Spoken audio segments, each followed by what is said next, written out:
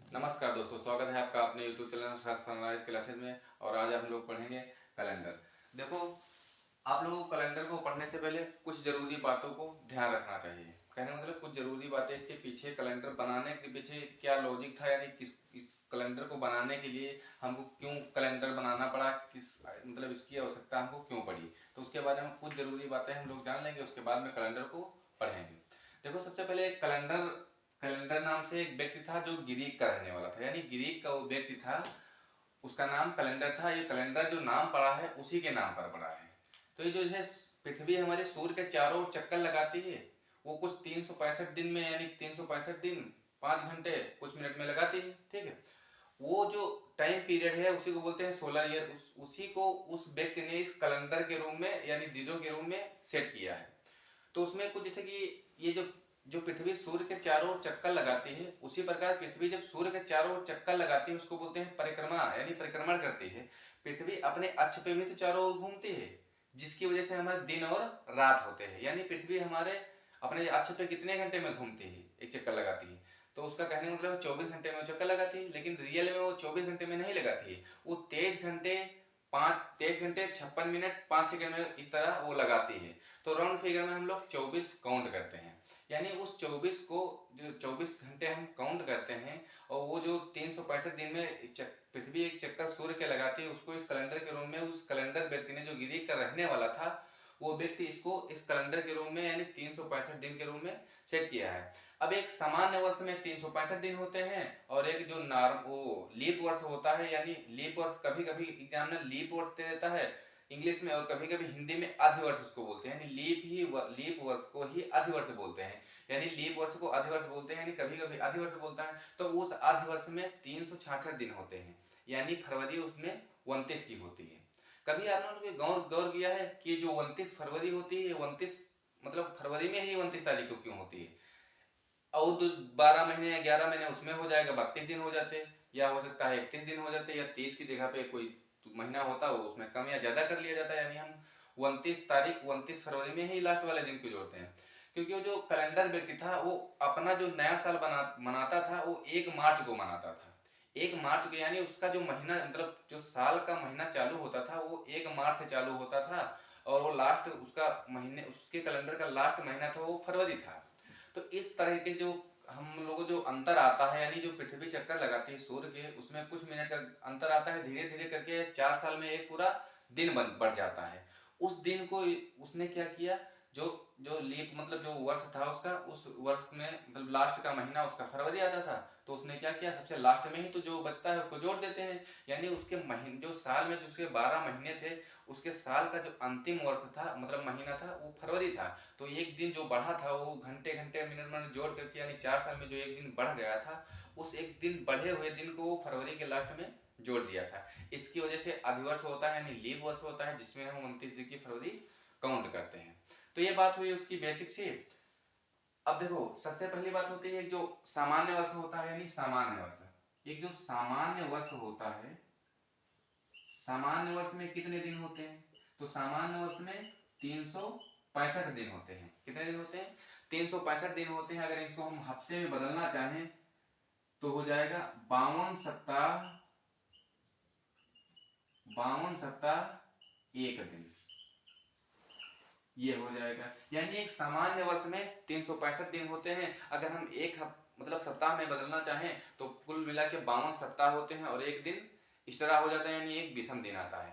देखो, सप्ताह में इसलिए बदलते हैं, जैसे कि हम मान लिया जाए किसी विषम दिन निकालते हैं, विषम दिन, ठीक, विषम दिन निकालते हैं तो दिनों को हम 7 से डिवाइड करते हैं। यानी एक सप्ताह में कुल 7 दिन होते हैं। 7 दिन होते हैं, एक सप्ताह में 7 दिन होते हैं। इसका मतलब, कहने का मतलब ये, हर 7 दिन के बाद वही दिन रिपीट होता है। यानी इस आज जो दिन होगा वो 7 दिन पहले वही दिन होगा, यानी आज के बाद जो 7 दिन के बाद होगा वो भी वही दिन होगा। यानी 7 दिन के बाद सेम वही दिन रिपीट हो जाता है। यानी एक हफ्ते में 7 दिन होते हैं। इसीलिए अगर हम सप्ते में इस 365 को अगर हम सप्ताह में बदलना चाहें तो 7 से भाग करेंगे, यानी हर 7 दिन पर सेम दिन रिपीट हो जाएगा। यानी कुल मिलाकर अगर हम कहें तो इस सामान्य वर्ष में, यानी इसी को बोलते हैं नॉर्मल ईयर, यानी नॉर्मल ईयर में कितने दिन होते हैं? 365 दिन होते हैं, और 365 दिन को अगर हम सप्ताह में बदलना चाहें तो 52 सप्ताह एक दिन हो जाएगा। ये हो गई सामान्य वर्ष। ठीक, एक होता है लीप वर्ष, जिसको हिंदी में बोलते हैं आधी वर्ष, या तो लिखा मिलाएगा लीप वर्ष, लीप वर्ष, या कहीं कहीं हिंदी में लिखा मिलेगा आधी वर्ष, आधी वर्ष। इस आधी वर्ष में जो 29 दिन की फरवरी हो जाने के कारण ये जो वर्ष हो जाता है वो 366 दिन का हो जाता है। यानी इसमें जो सप्ताह की संख्या होगी वो 52 ही होगी, लेकिन विषम की दिन की संख्या कितनी हो जाएगी? 2 दिन हो जाएंगे। वहां सामान्य वर्ष में 1 दिन था, यहाँ 2 दिन हो जाएगा। वो इसलिए हो जाएगा क्योंकि इसमें लीप वर्ष में फरवरी 29 तारीख, यानी जो फरवरी का महीना होगा वो 29 तारीख का हो जाएगा। इसकी वजह से 1 दिन बढ़ जाएगा और हम विषम दिन की संख्या कितनी आ जाएगी? वो 52 आ जाएगी। कहने मतलब 52 सप्ताह और 2 दिन आ जाएगा। इतनी बात समझ में आई कि नहीं आई? अब देखो, ये तो हो गई सामान्य वर्ष लीप वर्ष में, और किसकी बात हो गई। अब देखो सामान्य वर्ष हम लोग निकालेंगे कैसे, यानी एक सामान्य वर्ष कैसे हम लोग जान पाएंगे, कैसे होता है नॉर्मल ईयर, कैसे हम जान पाएंगे। देखो कोई भी एक, जैसे कोई डेट रहेगा, जैसे मान लिया जाए 1996, इसमें जो लास्ट के जो दिन होता है, जो लास्ट के 2 डिजिट होते हैं, यही तो होता है वर्ष, ये वर्ष होता है। ये जो आगे की ये जो 2 डिजिट होते हैं, ये होती है शताब्दी, इसको बोलते हैं शताब्दी, ये शताब्दी होती है। और इसके पीछे के जो दिन हो, जो 2 डिजिट लिखे रहते हैं, उन्हीं को वर्ष बोलते हैं। इस 2 डिजिट के वर्ष को हम 4 से भाग देते हैं, 4 से। अगर पूरी तरह कट जाता है तो वो लीप वर्ष होगा, यानी वो आधे वर्ष होगा, उसमें फरवरी जो आएगी 29 दिन की आएगी। अगर 4 से भाग पूरी तरह नहीं जाएगा तो दिन को मतलब वो साल कौन सा होगा? वो साल होगा सामान्य वर्ष, यानी वो नॉर्मल ईयर होगा। उसमें फरवरी में दिनों की संख्या 28 होगी, यानी फरवरी 28 दिन की होगी। ठीक, इतनी बात समझ में आई। ये जो वर्ष रहेगा, मतलब लास्ट के 2 डिजिट को अगर हम 4 से भाग करेंगे, अगर पूरी तरह भाग चला जाएगा तो वर्ष आधे वर्ष होगा, नहीं तो नॉर्मल वर्ष होगा। जैसे इस तरह इस वाले प्रश्न में देखो, इसमें 1996 लिखा है, अगर हम इसको लास्ट वाले डिजिट को अगर हम 4 से भाग देंगे तो पूरी तरह जाएगा, चला जाएगा, पूरी तरह चला जाएगा। यानी कितनी बार जाएगा? 2 बार जाएगा, 2 बार जाएगा और 4 बार जाएगा, यानी 24 बार में पूरी तरह चला जाएगा। यानी ये कौन सा है? ये है हमारा लीप वर्ष, लीप वर्ष हो जाएगा, क्योंकि ये पूरी तरह डिवाइड हो जाएगा, 4 से पूरी तरह डिवाइड हो जाएगा। इसी प्रकार दे दिया जाएगा 1997, ये 4 से पूरी तरह डिवाइड होगा। इसमें हम जब लास्ट वाले डिजिट में 2 डिजिट में अगर हम 4 से भाग लगाएंगे तो पूरी तरह भाग नहीं जाएगा, यानी कौन सा हो जाएगा? ये हमारा सामान्य वर्ष हो जाएगा, ये हमारा हो जाएगा सामान्य वर्ष। यानी जब हम 4 से भाग दे रहे होते हैं, उस 4 से भाग देने में अगर हम संख्या लास्ट की 2 डिजिट अगर 4 से डिवाइड हो जाती है तो हमारा लीप वर्ष होगा, यानी उसमें जो फरवरी आएगी वो 29 दिन की आएगी। बात समझ में आएगी। और जो समझ में नहीं, मतलब जो 4 से डिवाइड नहीं होगा, वो कौन सा दिन होगा? वो हमारा साधारण वर्ष होगा। ये हो गई सामान्य वर्ष की और लीप वर्ष की बात। लेकिन कभी कभी दिया रहता है कि जो सेंचुरी रहती है, जैसे एक नॉर्मल जो डेट लिखी रहती है, जैसे मान लिया जाए लिखा है 1 जनवरी 1935, तो ये जो एक नॉर्मल डेट रहती है उसमें क्या क्या होता है? पहली बात तो ये होती है दिनांक, यानी इसमें दिनांक दिया रहता है। दूसरा ये होता है महीना, महीना दिया रहता है। दूसरी बात ये जो पहले जो 2 डिजिट वर्ष वाले होते हैं, जो पूरे से 1935 लिखा है, उसमें 19 जो है ये शताब्दी है, क्या है? ये शताब्दी होती है। ठीक, उसके बाद में जो लास्ट के 2 डिजिट लिखे रहते हैं, इसी को बोलते हैं वर्ष। ठीक, इस वर्ष को अगर हम 4 से भाग देते हैं, अगर पूरी तरह कट जाएगा तो वह लीप वर्ष होगा, यानी आधे वर्ष होगा, उसमें 29 दिन की फरवरी होगी। अगर 4 से पूरी तरह नहीं भाग जाएगा तो कौन सा दिन होगा, मतलब कौन सा साल होगा? वो होगा सामान्य वर्ष, जिसमें फरवरी 28 दिन की आएगी। इतनी बात समझ में आएगी। उसके बाद में कभी कभी दिया रहता है कि लास्ट में 35 की जगह पे कुछ नहीं आएगा, हो सकता है 100, 200, यानी डबल जीरो रहता है। यानी 1900 जैसे लिखा है 1900, उसके बाद डबल जीरो लिखा है, 1800 उसके बाद डबल जीरो। यानी जब वर्ष के जगह पे कुछ ना लिखा रहेगा और डबल जीरो लगा रहेगा, यानी 2 जीरो लगे रहेंगे, वहां पे हम लोग 4 से भाग नहीं देंगे। यानी लीप वर्ष निकालने के लिए ये कौन सा हो जाएगा? इसको बोलते हैं शताब्दी वर्ष, यानी ये हो जाएंगे हमारे शताब्दी वर्ष। तो शताब्दी वर्ष में हम लोग 4 से किससे में भाग लगाएंगे? ये डबल जीरो है, 4 से भाग लगाएंगे। अब देखो यहाँ एक बात बहुत ध्यान देने वाली बात है, जो गणित में हम लोग डिविजिबिलिटी रूल पढ़ते हैं, यानी 4 का डिविजिबिलिटी रूल क्या होता है, यानी लास्ट की 2 डिजिट अगर 4 से कट रही होती हैं तो संख्या 4 से विभाजित होती है। या तो फिर एक कंडीशन और होती है लास्ट में, या तो 2 जीरो होंगे, यानी 2 जीरो होंगे तो भी तो संख्या 4 से कटेगी। वो वाला दिमाग यहाँ नहीं लगाना, नहीं तो क्वेश्चन गलत हो जाएगा। वो जानते हो क्यों? क्योंकि उसमें जो मान लिया जाए ये यहाँ पे 1900 है, ठीक, इसकी लास्ट डिजिट जो होती है वो 4 से कट रही है, यानी लास्ट की 2 डिजिट 4 से हम भाग लगाएंगे इसमें, ठीक, तो 4 से लास्ट में 2 जीरो होते हैं तो भी तो 4 से डिवाइड हो जाती है। उस कंडीशन में हम ये नहीं मानेंगे कि 4 से डिवाइडेड होता है, यानी ये 1900 लीप वर्ष होगा। यानी जब लास्ट में 2 जीरो रहेंगे तो हम लोग लीप वर्ष निकालने के लिए वो साल नॉर्मल साल है मतलब या लीप वर्ष है यानी सामान्य वर्ष है या अधिवर्ष है, उसको कैसे ज्ञात करेंगे, तो उसमें हम लोग 400 से भाग लगाते हैं। किससे? हम लोग उसमें लगाएंगे 400 से। अगर 400 से पूरी तरह भाग जाता है तो इसका मतलब वो अधिवर्ष है और नहीं तो वो सामान्य वर्ष है, ठीक, इतना याद रखना है। यानी लास्ट में अगर कोई संख्या लिखी रहेगी, ठीक, वो 35 लिखा हो, 34 लिखा हो, 13 लिखा हो, 3 लिखा हो, 1 लिखा हो, कुछ भी लिखा होगा, अगर हम उसको 4 से भाग देंगे, अगर पूरी तरह भाग चला जाएगा तो लीप वर्ष होगा, नहीं तो सामान्य वर्ष होता है। उसी प्रकार जब लास्ट में शताब्दी वर्ष होगा, लास्ट में डबल जीरो दिया रहेगा 1900, जैसे कोई डेट लिख दे, कहे 15 अगस्त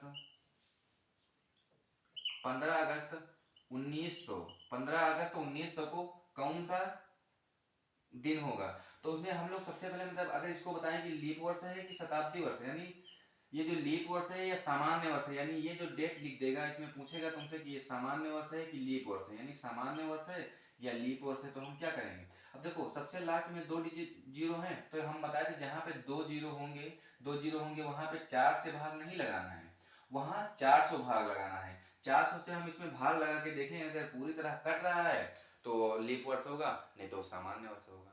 इतनी बात समझ में है कि नहीं है? इस तरह से हम लोगों को ध्यान रखना है। अब देखो सबसे बड़ी बात है ये कि अब इसमें हम लोग जान गए हैं कि हम लोग को सामान्य वर्ष कैसे निकलेगा और लीप वर्ष कैसे निकलेगा, यानी लास्ट के 2 डिजिट को हम 4 से भाग करेंगे, अगर उस 4 से पूरी तरह कट जाता है तो लीप वर्ष है, नहीं तो सामान्य वर्ष है। क्वेश्चन आपसे पूछेगा कि 29 फरवरी या 100 वर्ष में 29 फरवरी कितनी बार आएगी, कितनी बार आएगी, ये आपसे क्वेश्चन पूछ लेगा। तो हमने आपको बताया है कि 100 वर्ष में यानी लास्ट में कितना है 100 है, यानी 100 है, इसको हम किससे भाग करेंगे तो पता लगेगा कि ये लीप वर्ष के सामान्य वर्ष है। एक बार बताओ कमेंट करके कितना होगा। अब देखो सबसे पहले ध्यान देने वाली ये बात है, ये तो हमारा है 100 वर्ष, यानी 100 वर्ष है, इसमें लास्ट में कोई संख्या तो लिखी नहीं। हम बताए थे जब 4 यानी डबल जीरो होंगे तो उसको हम किससे भाग करेंगे 400 से भाग करेंगे, यानी 100 को हम 400 से भाग करेंगे, अगर पूरी तरह जाएगा तब तो ये लीप वर्ष है, नहीं तो सामान्य वर्ष है, ठीक है। तो 400 से पूरी तरह भाग जा रहा है, नहीं जा रहा है, इसका मतलब ये होगा जो इसका 100वां वर्ष होगा, यानी इसका जो 100वां वर्ष होगा, 100 नंबर का जो वर्ष होगा 100वां वर्ष होगा, वो तो हमारा साधारण वर्ष है कि नहीं, साधारण वर्ष है, यानी 100वां वर्ष हमारा साधारण वर्ष है। उसमें बाकी लास्ट वाला तो साधारण वर्ष है, उससे पहले कितने बचे इससे पहले हमारे कितने बचे 99 वर्ष बचे, यानी एक कम कर देंगे 100वां वाला तो हमको कंफर्म हो गया कि वो साधारण वर्ष है, उसमें कितने होंगे फरवरी होगी 29 तारीख की, अब 28 तारीख की सॉरी। अब इसमें 99 बचे, इसमें हम किससे भाग करेंगे, इसमें हम 4 से भाग लगाएंगे, यानी 4 से भाग लगाएंगे, जितनी बार कटेगा जितनी बार भाग जाएगा जितनी बार भागफल हमारा आएगा वही तो हमारे लीप वर्ष होगा, यानी उतने सालों में तो हमारी 29 फरवरी आएंगी, ठीक। अब देखो इसमें अगर हम 4 से भाग दें तो कितनी बार जाएगा 4 दूनी 8, यानी 8 बार 2 बार जाएगा, फिर यहाँ से 9 बचेगा, 4 चौक 16, कितना बचा 3 शेषफल बच रहा है, हमको शेषफल से नहीं मतलब, यानी 24 बार पूरी तरह भागफल गया है, यानी भागफल कितना आया 24, यानी इस 100 साल में पूरे 100 साल में 29 तो फरवरी आएंगे, यानी 29 लीप वर्ष होंगे। बात समझ में आएगी नहीं आएगी, कितने वर्ष होंगे इसमें जो 100 साल में कितने लीप वर्ष होंगे, तो 24 लीप वर्ष होंगे, बाकी के बचे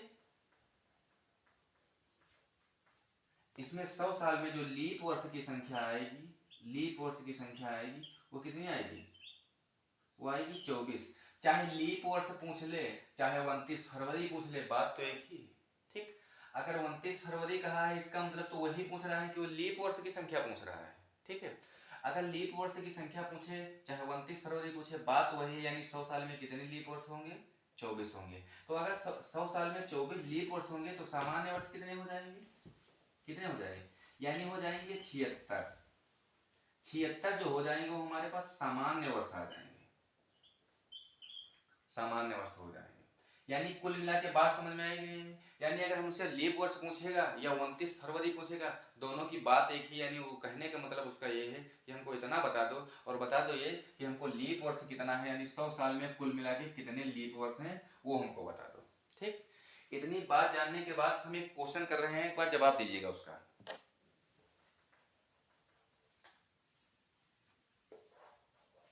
क्वेश्चन है कि 100 साल में 29 तारीख कितनी बार आएगी।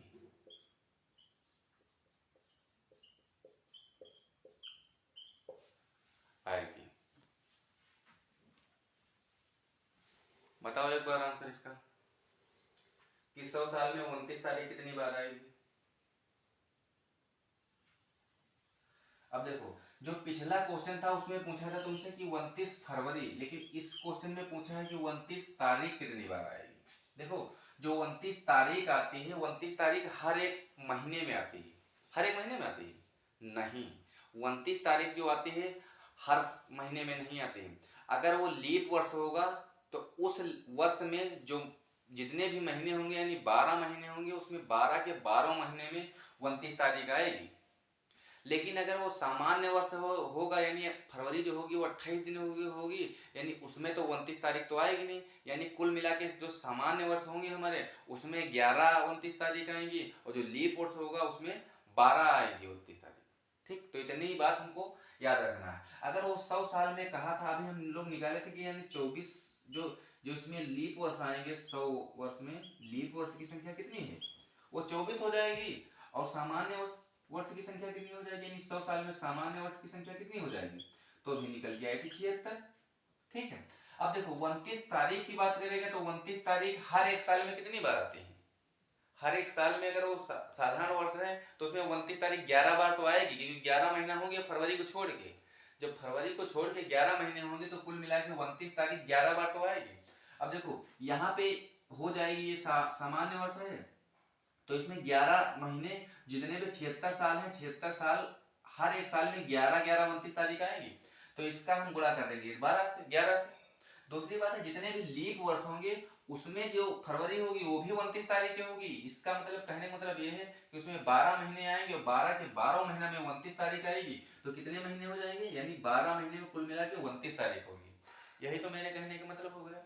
यानी 12 चौक 48 के 8, 4 हासिल आएंगे और 12 दूना 24 और 4 28, यानी 288 जो 29 तारीख आएगी, 24 तारीख यानी लीप वर्ष में आएगी। बाकी 11 संगा 66 के 6 हासिल आएंगे, 77 और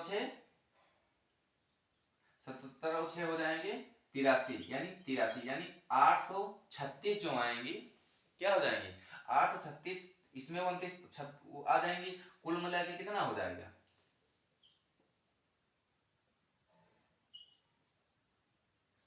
यानी जो 100 साल में 29 तारीख की संख्या कितनी आ जाएगी, वो आ जाएगी 1124। कुल मिला के बात समझ में आएगी नहीं।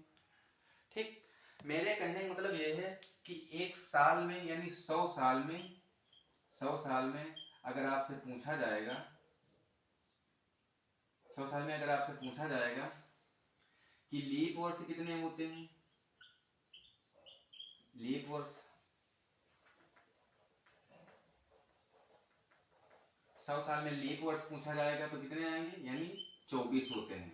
ठीक, अगर लीप वर्ष की बात पूछेगा तो 24 होते हैं, और नॉर्मल ईयर कितनी हो जाएंगे, यानी 76 हो जाएंगे। ठीक, इतनी बात समझ में आएगी नहीं, यानी 24 100 साल में लीप वर्ष की संख्या पूछेगा तो 24 आएगी और नॉर्मल कितनी आएगी 76। दूसरी बात 29 तारीख की बात पूछेगा, यानी 29 तारीख कितनी आएगी 100 महीने में, 100 महीने में कितनी आएगी? 29 तारीख।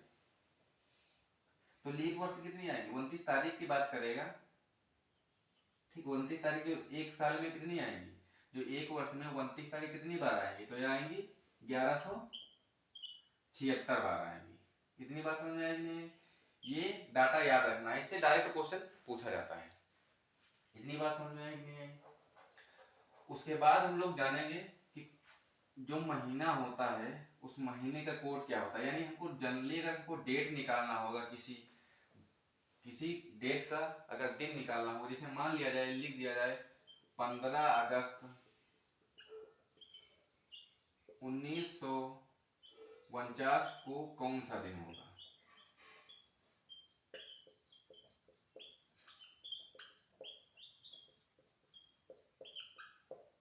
दिन होगा। अगर ये डेट पूछा जाए, अगर ये डेट दे दिया जाए और इस डेट को कहा जाए कि कौन सा दिन होगा, तो सबसे पहले हम क्या करेंगे?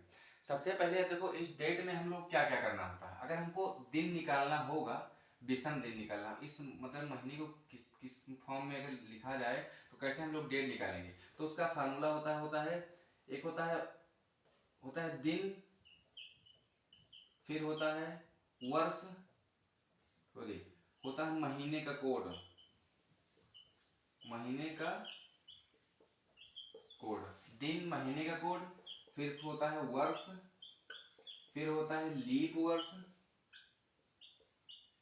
फिर होता है शताब्दी कोड।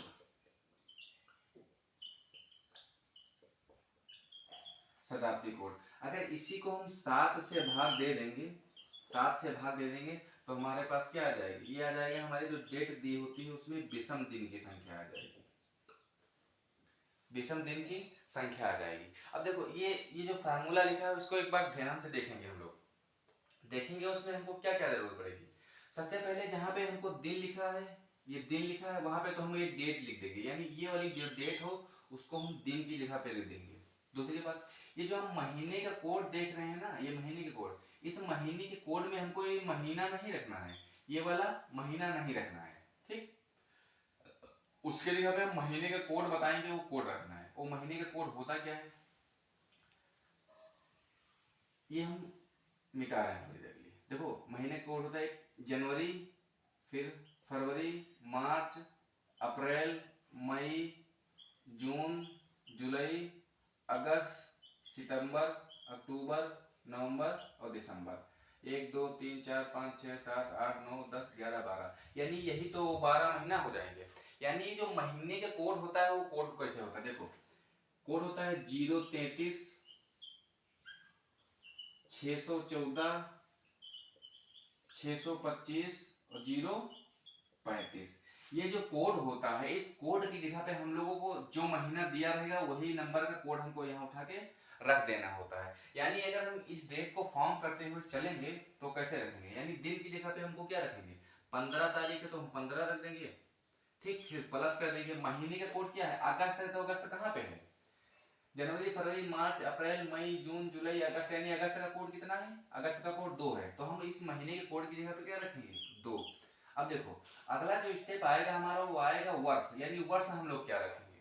ठीक है, तो वर्ष क्या रखेंगे? वर्ष जो लास्ट के 2 डिजिट होते हैं ये वाले, इन्हीं को बोलते हैं वर्ष। तो वर्ष की जगह पे हम लोग वर्ष रख देंगे, ठीक। दूसरी बात, एक अगला स्टेप फिर हम रखेंगे वो होता है लीप वर्ष। अब हम लोग लीप वर्ष कैसे निकालेंगे?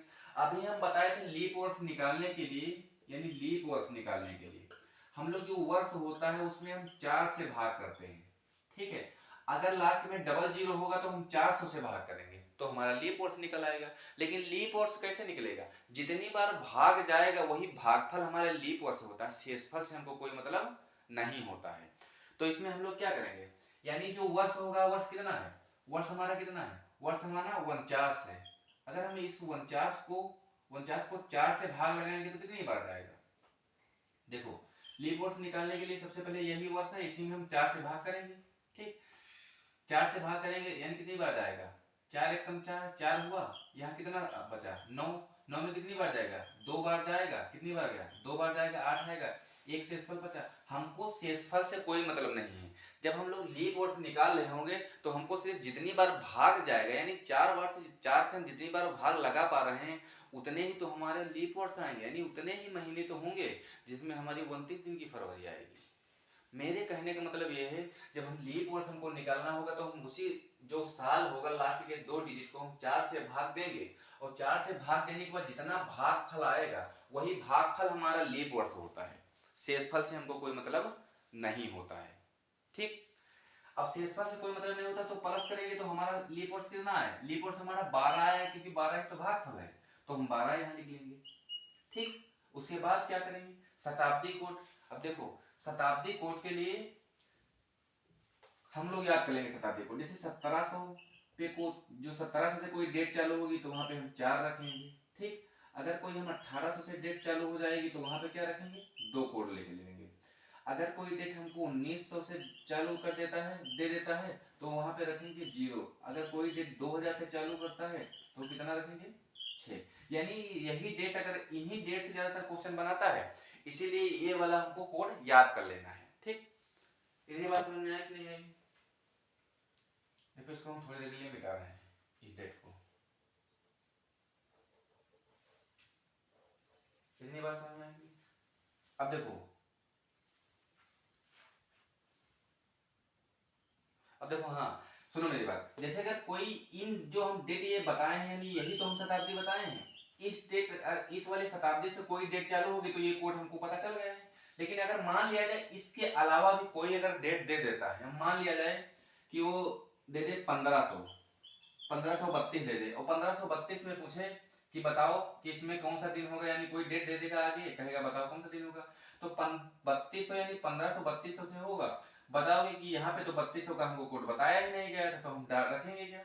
उस कंडीशन में हम लोग करेंगे, जो ये लास्ट का शताब्दी होता है ये 1500, यानी ये 1500 आगे का जो 32 होगा तो वो तो वर्ष होगा, उससे हमसे मतलब नहीं है। यानी शताब्दी वर्ष को हम 400 से भाग देके देख लेंगे, 400 से भाग, 400 से अगर हम भाग लगाएंगे, शेषफल अगर मेरे पास 100 आएगा, 100, यानी अगर हम 400 से भाग लगाएंगे, 400 से शेषफल अगर 100 आएगा तो कोड कितना हो जाएगा, 400।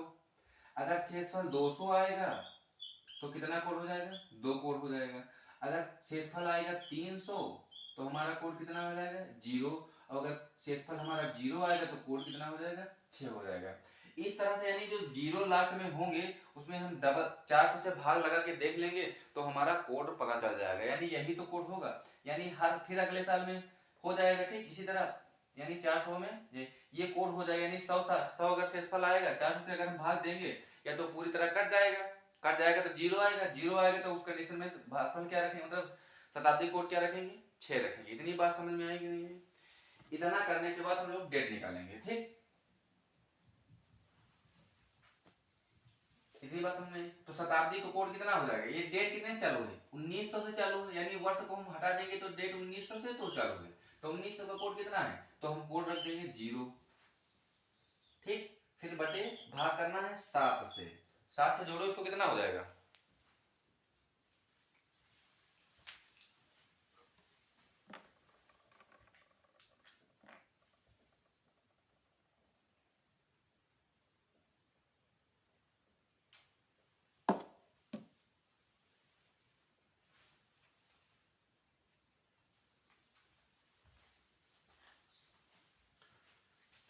यानी इसको हम जब 7 पूरा टोटल जोड़ेंगे कितना हो जाएगा, देखो ये 49 रहेगा, 2 मिला के 12 मिलाएंगे 16 हो जाएगा, 16 और 15 ऊपर हो जाएगा 49, यही तो हो जाएगा।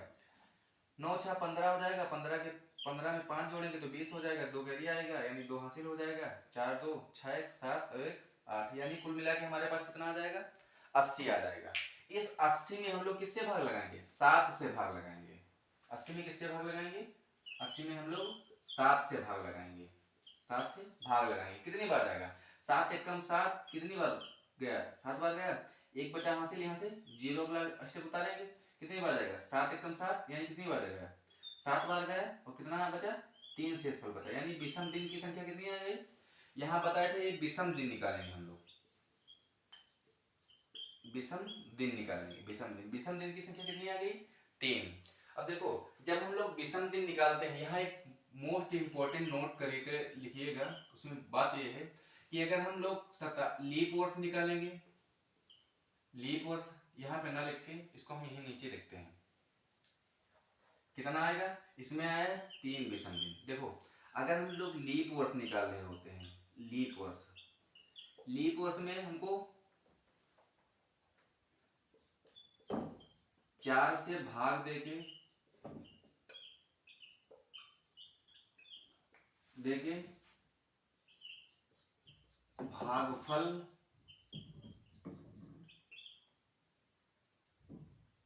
को लिखते हैं,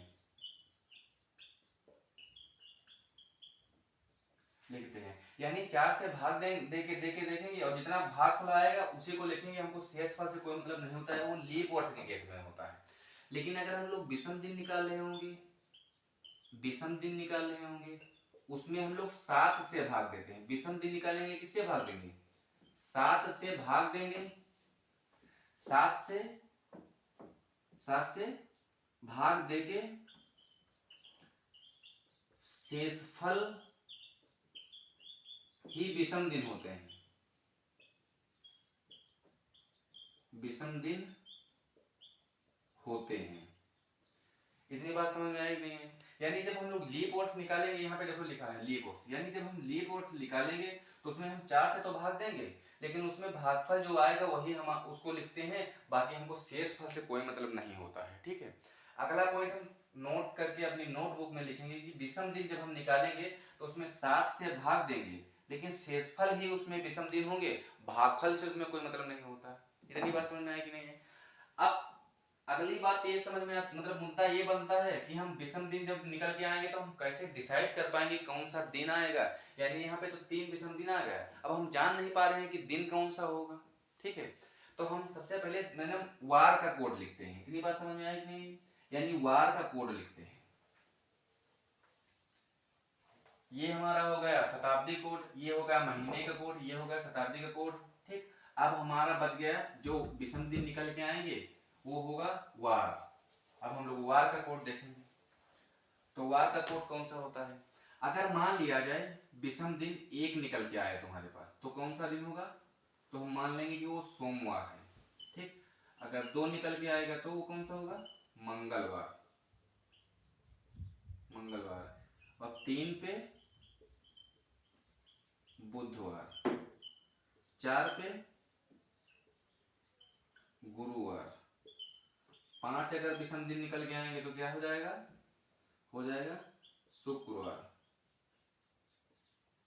शुक्रवार। अगर निकल के आएगा 6 दिन तो हमारा क्या हो जाएगा? शनिवार हो जाएगा, शनिवार हो जाएगा। या तो फिर 7 से पूरा कट जाएगा तो हमारा शेषफल कितना आएगा? 0 आएगा। जब 0 शेषफल आएगा तो हमारा क्या हो जाएगा? रविवार हो जाएगा। अब देखो जब हम विषम दिन निकालते कैसे, अभी हमने आपको बताया कि विषम दिन निकालने के लिए हम लोगों को जो दिन होते हैं, दिन में 7 से भाग देते हैं, तभी तो विषम दिन निकल के आते हैं। यानी हमको पूरा जो अभी फार्मूला बताए थे, दिन, फिर बताए थे महीने का कोड, फिर बताए थे वर्ष, फिर बताए थे लीप वर्ष, फिर बताए थे शताब्दी का कोड बटे 7 करना है। यानी 7 से हम सबको काउंट करके जितने भी दिन आएंगे उनको काउंट कर लेंगे, फिर हम लोग 7 से भाग दे रहे होंगे और जितने दिन बच के आएंगे, यानी जब हम 7 से भाग देंगे, यानी जब हम किसी संख्या से अगर हम भाग दे रहे होते हैं, यानी हम 7 से भाग देंगे तो हमेशा जो शेष फल आएगा, शेषफल जो आएगा, शेषफल आएगा 7 से कम ही आएगा, कम ही आएगा, आएगा। या तो शेषफल 1 होगा, या तो 2 होगा, 3 होगा, 4 होगा, 5 होगा, 6 होगा, 7 नहीं होगा। 7 जब हो, 7 शेषफल इस नहीं होगा कि 7 जब बचेगा तो एक बार हमारा भाग नहीं चला जाएगा। जब एक बार हमारा पूरी तरह भाग चलेगा तो भागफल कितना बच जाएगा? 0 बच जाएगा। यही हमारे वो 7 दिन होंगे, यानी 1 2 3 4 5 6 7, यानी यही वो हमारे 7 दिन होंगे जो हमारे वार का कोड हो जाएगा। क्या हो जाएगा? ये हमारा, ये हो जाएगा वार का कोड,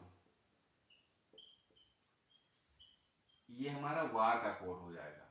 यानी हमको वार का कोड याद रखना है। यानी अगर हम विषम दिन निकालें और अगर हमारे पास 1 बचेगा तो हम मान लेंगे कि वो दिन सोमवार है, अगर 2 बचेगा तो मंगलवार है। अभी पिछले पिछले वाले जो हम सवाल लिखे थे उसमें दिन निकल के आए थे 3 शेषफल, 3 निकल के आए तो कौन सा हो जाएगा? तो हमारा हो जाएगा बुधवार।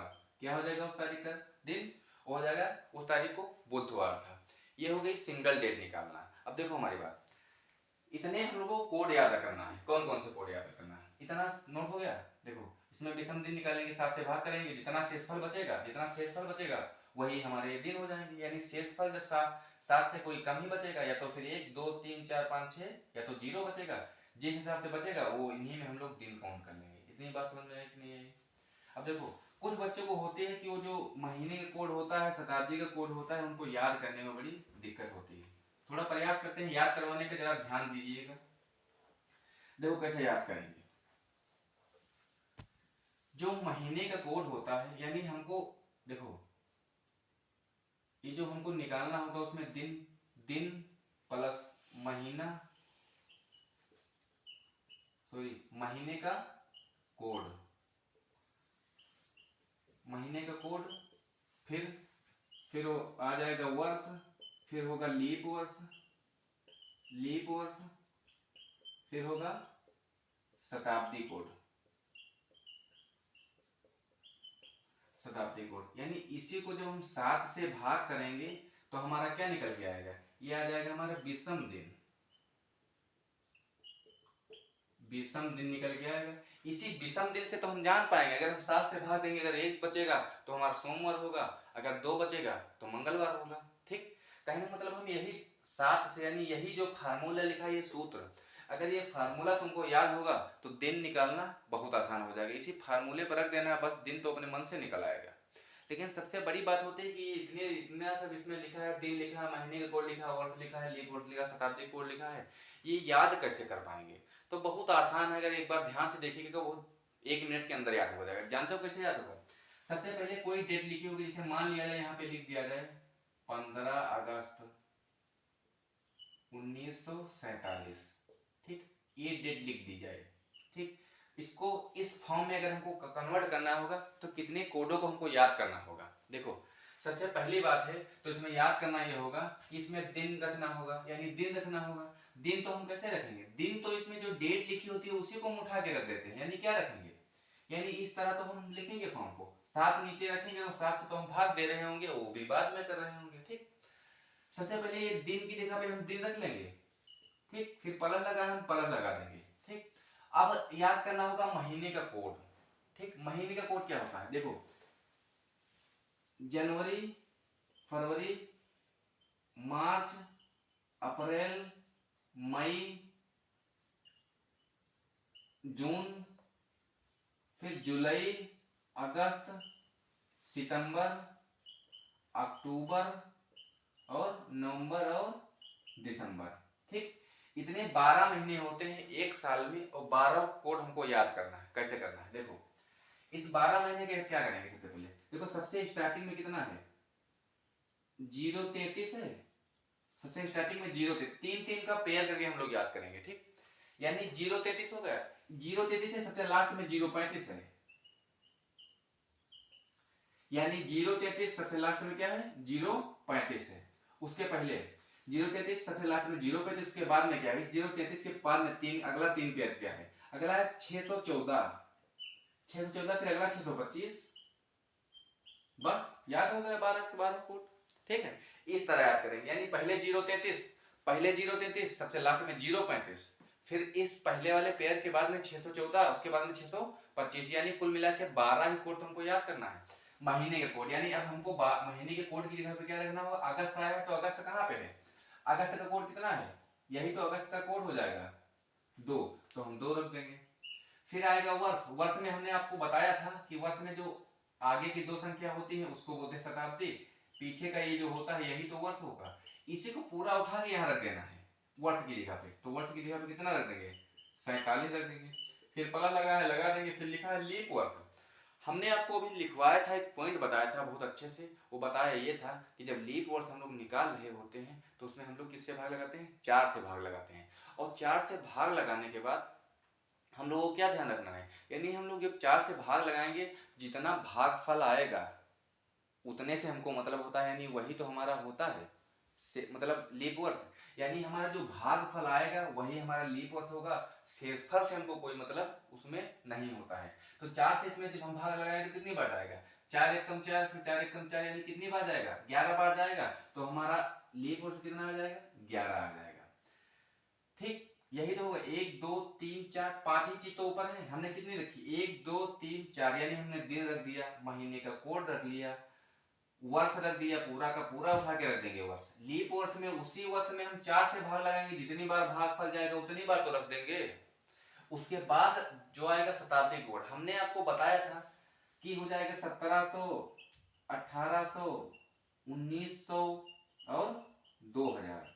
यही का कोड तो याद करना है। यानी कुल मिला के ज्यादातर एग्जाम में जो क्वेश्चन बनाता है इन्हीं 4 कोडों में डेट को सेट करके बनाता है।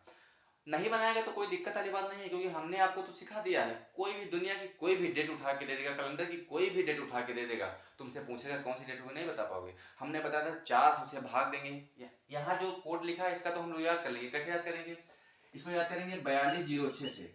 4206 यानी 17 से स्टार्ट करेंगे हम, 2000 तक लिखेंगे और कोड होगा 4206। अब देखो सबसे बड़ी बात है कि अगर कहोगे कि इतना तो हमको बता दिया, इतना कोड अगर रट लेंगे, अगर कहीं डेट पूछ लिया, मान लिया पूछ लिया 1312, इस डेट को बता दो, तो हमने आपको बहुत कायदे से सिखा दिया है कि जब भी डेट इस कोड के अलावा जो दिया रहेगा, ठीक, तो अगर शेषफल आएगा 100, अगर इसमें हम 400 से भाग देंगे, यानी ये जो दो दो डिजिट लिखी है, यानी 12 लिखा है, ये तो हमारा वर्ष हो जाएगा। इससे हमको मतलब नहीं, हमको मतलब है शताब्दी से। शताब्दी में अगर हम 4 से भाग लगाएंगे तो कितना शेषफल आएगा? 4 3 बार जाएगा, कितना हो जाएगा? 1200। भागफल शेषफल कितना आएगा? 100। हमने आपको बताया जब 100 शेषफल आएगा तो कोड कितना रखना है? 4 रखना है। उसी तरह जब हम 4 से भाग दे रहे होंगे तो हो सकता है यहाँ पे आ जाए 200। ठीक, जब 200 आएगा शेषफल तो हम लोग कोड कितना रखेंगे? 2 रखेंगे। अगर यहाँ मान लिया जाएगा शेषफल आया 300, तो 300 आ जाएगा तो कितना रखेंगे? वहां रखेंगे। जब 300 शेषफल आएगा तो वहां कितना रखेंगे? 0 रखेंगे। हो सकता है कंडीशन आए जब हम अभी हमने आपको बताया जिस संख्या से हम भाग देते हैं शेषफल हमेशा उससे कम ही आता है, उतना नहीं आएगा, क्योंकि उतना जब आना होगा तो एक बार तो और भाग चला जाएगा। उस कंडीशन में शेषफल तो आएगा 0।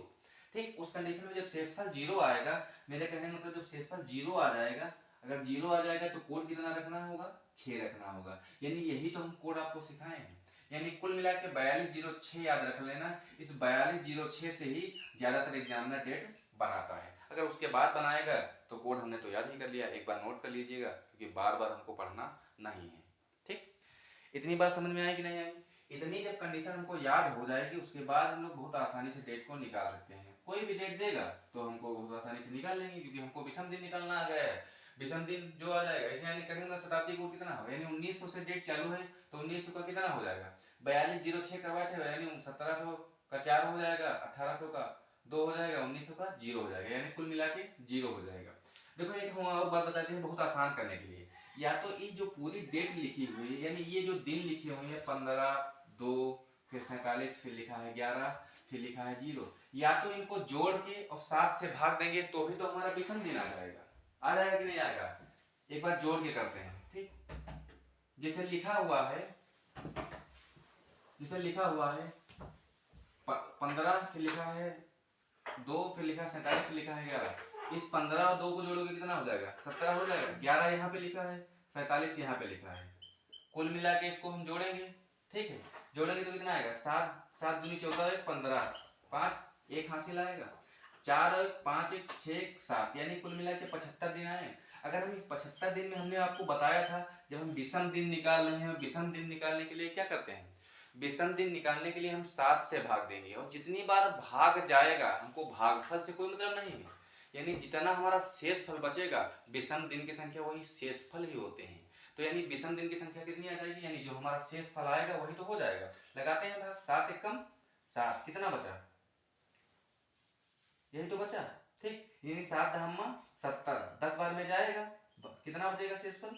5 बचेगा। हम बताए हमको जब विषम दिन निकालते हैं तो हमको भागफल से कोई मतलब नहीं होता है। किससे मतलब होता है? मतलब होता है हमारा विषम दिन से, यानी हमारा शेषफल से मतलब होता है।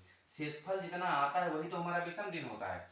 हमने आपको अभी बताया था कि जब एक दिन आएगा तो वहाँ सोमवार होगा, 2 दिन बचेगा, 2 विशेष दिन बचेगा, विषम दिन बचेगा तो वहाँ मंगलवार होगा, 3 बचेगा तो बुधवार, 4 बचेगा तो गुरुवार, 5 बचेगा तो शुक्रवार, 6 बचेगा तो शनिवार, तो 5 बचा है कितने दिन, कितना होगा, यानी उस दिन हो जाएगा हमारा शुक्र, यानी 15 अगस्त 1947 को जब हमारा भारत देश आजाद हुआ था तो किस दिन को हुआ था, यानी शुक्रवार को हुआ था। इतनी बात समझ में आई। इतनी कहानी समझने के बाद हम उनको समझाना ये चाह रहे हैं कि अगर हम इस इतना ये संख्याएं पूरी काउंट करके अगर हम सात सात से भाग लगाएंगे तो भी तो हमारा विषम दिन आएगा। कितना आया था, 6 7 आया, मतलब 5 आया है। हम लोग इसको काउंट नहीं करेंगे, यानी इसको जोड़ेंगे नहीं। कैसे लगाएंगे, जहां पे 7 से भाग पूरी संख्या में जा रहा है उसको वहीं खत्म कर देंगे। देखो 7 से इसको मिला कितना हो जाएगा, 49 हो जाएगा। 7 से 49 पूरी तरह कट जाएगा, कुछ बचेगा नहीं बचेगा, यानी 47 भी कट जाएगा, उसको दोनों को मिला के 49 बन जाएगा। 7 से पूरी तरह डिवाइड हो जाएगा। अब देखो इसमें 15 में 7 से भाग लगाएंगे कितना बचेगा, शेषफल एक ही तो बचेगा। एक ये और 11 ये मिला के कितना हो जाएगा, 12 हो जाएगा। 12 से जब हम 12 में 7 से भाग देंगे तो कितनी बार आएगा, एक बार जाएगा, यानी 7 जाएगा, बचेगा से कितना 5, यानी यही तो हमारा भागफल शेषफल बचा है 5। तो इस तरह जहां पे 7 से भाग जाता है वहीं पे उसको हम काट देंगे, पूरी संख्या जोड़ेंगे नहीं।